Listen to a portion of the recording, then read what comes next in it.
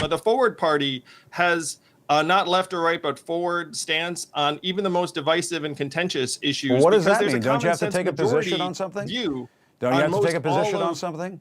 Andrew Yang got grilled pretty hard by CNN's Jim Acosta over some very easy questions. Now, I will get to breaking this down. I have 3 clips, and I have to say, while Yang does look largely terrible, I do have some criticisms of Acosta as well, and more generally the media, but I'll get to those in a bit.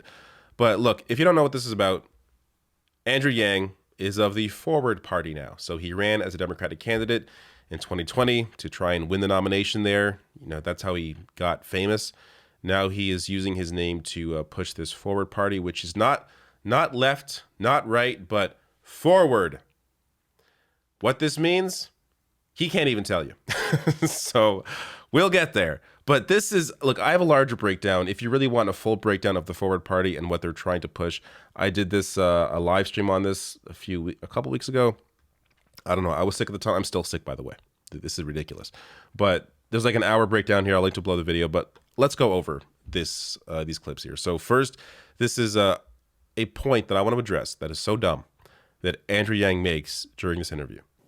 I support attempts to cross the aisle, but we can all see that 7 out of 10 of the Republicans that bravely voted to impeach Trump are already going to be out of Congress by the time January comes along. And the moderate population in both parties is unfortunately dwindling quickly. So the political incentives end up disproportionately empowering the 10% of extremes on both sides. All right, look, I'll get to the better clip in a second here, but this showcases the total lack of logic and the complete inability to just be honest about what your party is and what you're about. Because here he claims that because 7 out of 10 of the GOP lawmakers who have been voted out, or the ones that voted for impeachment, are gone out of the party because the party's too extreme, because that happened, that somehow means that the Democratic Party also is operating based on 10% of the extreme, which I want to know in Andrew Yang's world. This is the question that I would ask him immediately. What is an extremist in the Democratic Party? Tell me. Healthcare for everyone? Addressing the climate crisis based on what the science says? Raising wages? A wealth tax? Because everything I just listed there is supported not just by Democratic voters, but by a majority of voters in the US. Those are the moderate positions. So this idea of these two extremes, and that's why we need to be in the middle somewhere. What are you talking about? What are you talking about? It goes to the heart of the dishonesty that is the idea behind this entire party. Now we get to the next clip here, where this is the best example I've seen of somebody finally grilling Andrew Yang over a complete lack of policy. Yeah, but Andrew, you're going to have policy positions at some point. How does the Forward Party feel about Roe versus Wade? Should it have been overturned? Well, I personally think that women's reproductive rights are fundamental human rights. But the Forward Party has not left or right, but forward stance on even the most divisive and contentious issues. Well, what does that mean? Don't you have to take a position on something? Don't you have to take a position on something? You can't just say, well, this is a hot button issue, so I'm not going to take a position on it. You know, if you want to run the country, you're going to have to make some hard decisions, Andrew.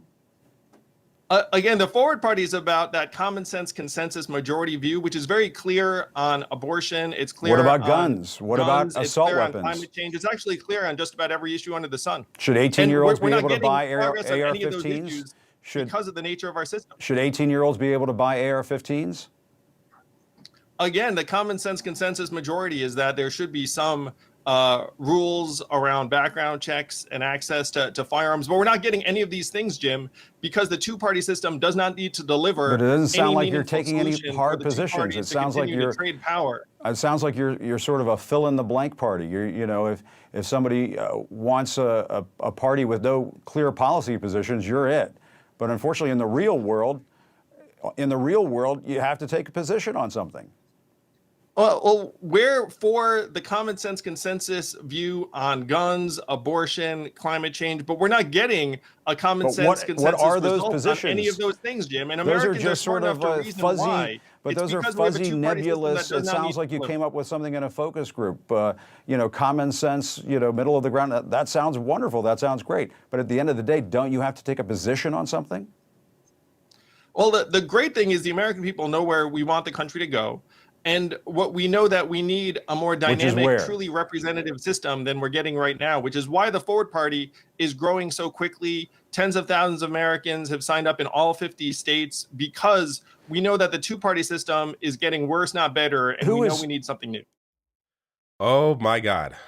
Okay. So I have a third clip coming up, but look, the Forward Party is trying to be different. They're trying to be not like your typical party. Not like your typical politician. Yet, in doing so, Andrew Yang is being your quintessential typical politician by not answering any actual questions and having no actual positions. How do you expect to stand out and be different when you are just being the worst version of any politician? It is so embarrassing. And look, it's their attempt. I know what Yang is trying to do. He doesn't want to turn anybody off.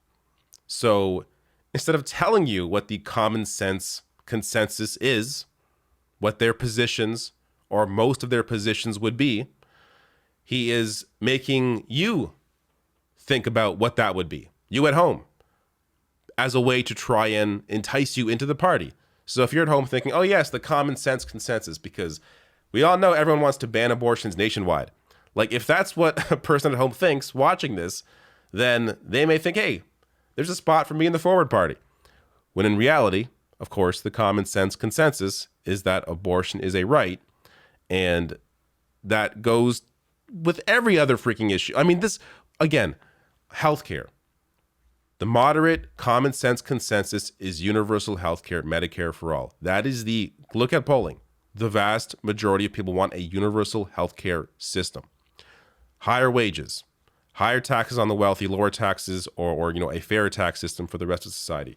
You go down the list, the climate crisis, go down the list. Most people lean to the far left, what they would consider to be the far left on these issues, but in reality, they are the moderate positions because most people support those positions, making it the moderate position.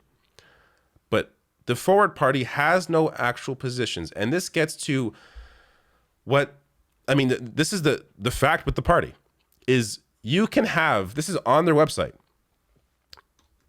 Does that mean my forward candidate could disagree with other forward candidates? Yes. If you want a party that tells you how to think, there are other options out there. If you want a party that celebrates an open debate of ideas, then come join us. The Forward Party is just a blank label. It can be put on any candidate, shitty or good. So the actual party is nothing. It's just a third option for whatever area they're running in, whatever local race, state race. That's apparently what this party is supposed to be. So it's more about the apparatus, more about connecting these, disparate groupings of Forward Party members than it is about any actual positions and a unified fight for anything. It's a really, to be fair, it's different, it's unique, but if you don't have any actual principles at the heart of what you are doing, then what is the part, or what is the point of having a party? What is the point of there being this fight? Why are you joining these candidates if they are fighting for different things? The whole thing is bizarre. Now, Andrew Yang could have done maybe a better job at answering the question by saying, hey, we have there are three things that we do believe in, and these are very vague, so this wouldn't have helped him. But get down to vibrant democracy. They're in support of, I think, ranked choice ballots, as he mentioned there in the interview at some point.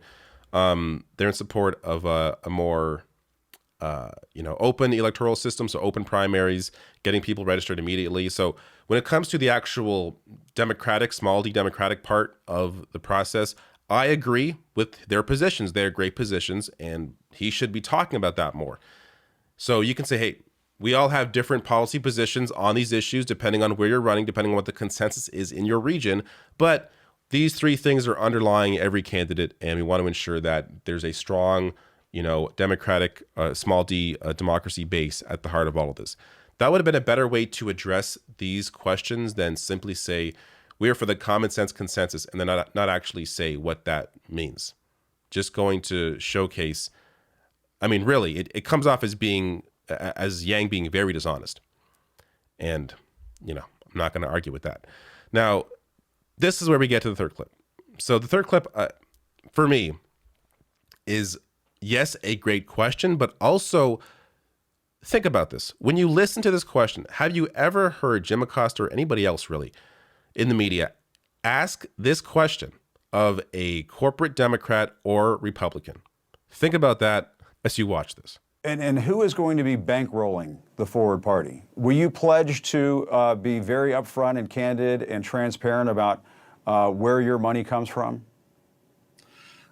Yeah, it's transparent for all to see. And the people that are bankrolling us are everyday Americans who are sending $10, $20, $30 because there's such an enormous appetite for change. Any and one of the things I tell people... Any corporate money coming in? Outside money? Foreign money?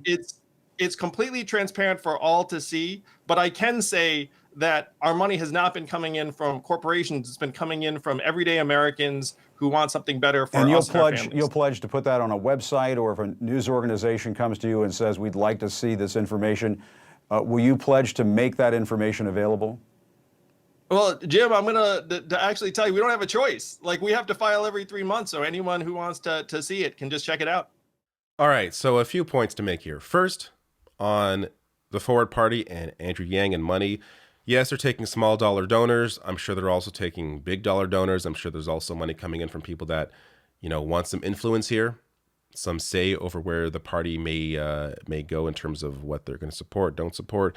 Also worth noting here, Andrew Yang, when it came to his run for mayor in New York City, GOP mega donors funded Andrew Yang's super PAC. So almost all of the PAC's money comes from the finance industry billionaires who have given millions to national GOP groups. So to be clear, Yang does not control, those PACs, or didn't control those PACs at the time. But still, understanding this will be an aspect of the process. You're going to have super PACs that are going to be backing certain Forward Party candidates as a way to try and strip votes away from the Democrat, to try and be the spoiler and have the Republican candidate win in whatever, again, state race, congressional race, whatever it is.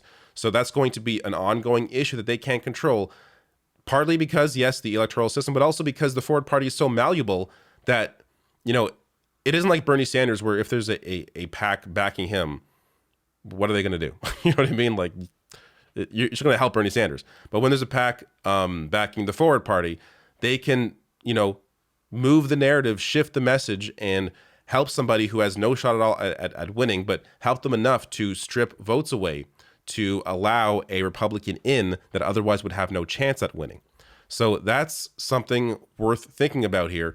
But putting that aside, have you ever seen this question asked to anybody else? Anybody else?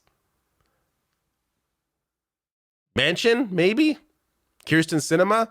Like, come on. Any Democratic or Republican candidate for president, or just any lawmaker, senator, it doesn't matter. They will never bring this up, because when it comes to the established parties, they're perfectly fine with the amount of corporate money backing them. When it comes to the Forward Party, Acosta is more worried about here, or more concerned about addressing, is Yang basically being a tool of the GOP? And is his money coming from GOP donors? That's kind of the angle that Acosta has on this. That's why he's asking that question. But that question is never asked of anybody else, because it's sort of a built-in assumption that, yes, all these lawmakers, these corporate lawmakers, all have these backings of massive corporate giants, of the fossil fuel industry, of big pharma, and that clearly influences them. But for whatever reason, we never bring it up. And then they play ads from big pharma, fossil fuel giants.